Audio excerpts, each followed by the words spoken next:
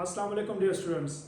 आज हम जो टॉपिक पढ़ेंगे तो उसके बारे में मैं आपको पहले से नहीं बताऊंगा, बल्कि मेरे हाथ में जो बाल है और इससे मैं जो एक्शन कर रहा हूँ उससे आप लोग अंदाज़ा लगाइए कि मैं जो काम कर रहा हूँ ये कौन सा टॉपिक होगा। ठीक है, अब और से देखें आप लोग। मैंने बाल जो है ना वो दीवार की तरफ फेंका और बाल वापस मेरे हाथ की तरफ आ गया। देखिए, बाल को फेंका और वापस आ गया।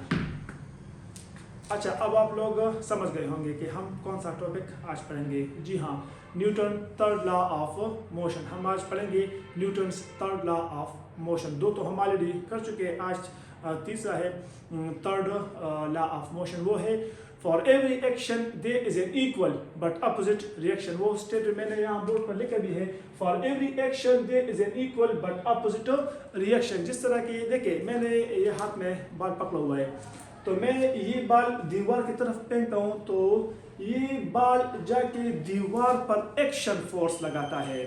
एक्शन फोर्स दीवार पर लगाता है और रिएक्शन के तौर पर वो दीवार इस बाल को वापस जो है ना वो मेरी तरफ वो धकेलता है। तो जहाँ पर भी आप लोग एक्शन करोगे, एक्शन फोर्स लगाओगे, तो न्यूटन के मुताबिक जहाँ पर भी आप लोग एक्शन फोर्स करोगे वहाँ पर ज़रूर जो है ना वो रिएक्शन फोर्स आपको मिलेगा। ठीक है, तो हम इस तरह कह सकते हैं कि हमारे पास जो एक्शन एंड रिएक्शन फोर्स है वो हमेशा पेयर्स में होंगे। ठीक है, अच्छा, जो मैंने ये प्रोसेस अभी किया है वो मैं आपको बोर्ड पर समझाता हूँ। ठीक है, यहाँ पर देखें, ये आपके सामने ये दीवार है। ठीक है, और मैंने ये मेरे हाथ में यहाँ पर बाल था, मैंने इस बाल को फेंका दीवार की तरफ, ये बाल गया दीवार से टकराया। तो ये बाल जब दीवार के साथ टकरा रहा था तो उस टाइम ये बाल जो है ना वो दीवार पर एक्शन फोर्स लगा रहा था। ठीक है, तो इस बाल ने दीवार पर यहाँ पर जब ये पहुंच गई ये बाल, तो इसने दीवार पर एक्शन किया, एक्शन फोर्स किया। किस पर? दीवार पर। और रिएक्शन के तौर पर फिर दीवार ने इस बाल के ऊपर अगेन एक फोर्स लगा लिया जिसको हम कहते हैं रिएक्शन फोर्स, और इस बाल को दोबारा जो है ना वो अपनी इनिशियल पोजीशन की तरफ वो वापस फेंक दिया। ये रिएक्शन हो गया। ठीक है, अच्छा, अब क्वेश्चन ये अराइज होता है कि कुछ लोग इसमें कंफ्यूज रहते हैं कि सर यहाँ पर दो फोर्सेस लग गए हैं, एक की डायरेक्शन उस तरफ है और दूसरी की डायरेक्शन जो है ना वो इस तरफ है। तो जब भी किसी बॉडी के ऊपर इक्वल एंड अपोजिट फोर्स लग जाती है तो वो बॉडी तो रेस्ट में आ जाती है या वो इक्विलिब्रियम की पोजीशन में आ जाती है। तो यहाँ पर ये बाल जो है ना ये इक्विलिब्रियम की हालत में क्यों नहीं आता? तो आप लोग ये समझ लें कि हमारे पास जो एक्शन एंड रिएक्शन है ये एक बॉडी के ऊपर नहीं लगती। एक्शन और रिएक्शन ये दो डिफरेंट बॉडीज के ऊपर लगती है। अगर ये एक्शन और रिएक्शन एक ही बॉडी के ऊपर लगती तो फिर ये बॉडी को रेस्ट में लेकर आती, वो स्टेट ऑफ इक्विलिब्रियम में आ जाती। लेकिन ये जो है ना ये एक्शन और रिएक्शन ये डिफरेंट बॉडीज पर लगती है। यहाँ पर देखिए आप लोगों, बाल ने एक्शन किया, बाल ने एक्शन किया दीवार पर और दीवार ने रिएक्शन किया बाल पर। तो ये एक्शन और रिएक्शन ये डिफरेंट बॉडीज पर वो लगे। तो हमारे पास जो मैथमेटिकल फॉर्म है एक्शन और रिएक्शन की वो है कि ये हमारे पास एक बॉडी हो गई बॉडी ए, ये बॉडी ए है, और दीवार फॉर एग्जांपल हमारे पास हो गई बॉडी बी। तो हम इस तरह लिखते हैं कि हमारे पास force of A on B, force of A on B is equal to, must be equal to force of B on ए।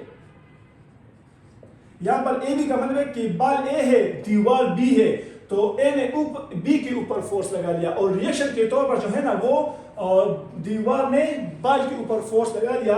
लेकिन अब ये इक्वेशन ये कंप्लीट नहीं है, क्योंकि यहाँ पर ठीक है दोनों फोर्सेस तो मैग्नीट्यूड में बराबर है, लेकिन एक बात है कि ये अपोजिट इन डायरेक्शन है, तो हम यहाँ पर माइनस साइन लगाएंगे। तो ये आपका कंप्लीट फॉर्म है एक्शन और रिएक्शन का। ये साइड आपका एक्शन शो कर रहा है और ये साइड आपका रिएक्शन शो कर रहा है। ठीक है, तो मैं आपको अगेन बताऊं कि अगर ये एक बाल होता, इस पर एक्शन यहां से लगा, फॉर एग्जांपल एक्शन फोर्स इस तरह लगता और रिएक्शन इस तरफ उस तरफ से लगता इस बाल के ऊपर, तो फिर ये बॉडी रेस्ट में आ जाती अगर दोनों फोर्सेस बराबर होती। लेकिन ये अगर सिंगल बॉडीज के ऊपर हम बात करें, लेकिन एक्शन और रिएक्शन में हमारे पास बॉडी क्या है वो डिफरेंट है, तो इसलिए ये बॉडी रेस्ट की हालत में नहीं थी। अच्छा, अब कुछ लोग इस तरह की कंफ्यूज है कि सर अगर ठीक है आपने तो बाल ऊपर वो फेंक दिया, अगर हम कोई और सॉलिड चीज दीवार की तरफ फेंके और वो वहां पर स्टक हो जाए, जिस तरह की वो मट्टी है वो वापस नहीं आती, तो देखिए एक्शन एंड रिएक्शन ये जरूरी नहीं कि वो अगर आप एक्शन एक हालत में करेंगे तो रिएक्शन भी उसी हालत में आपको मिलेगा, ये जरूरी नहीं है।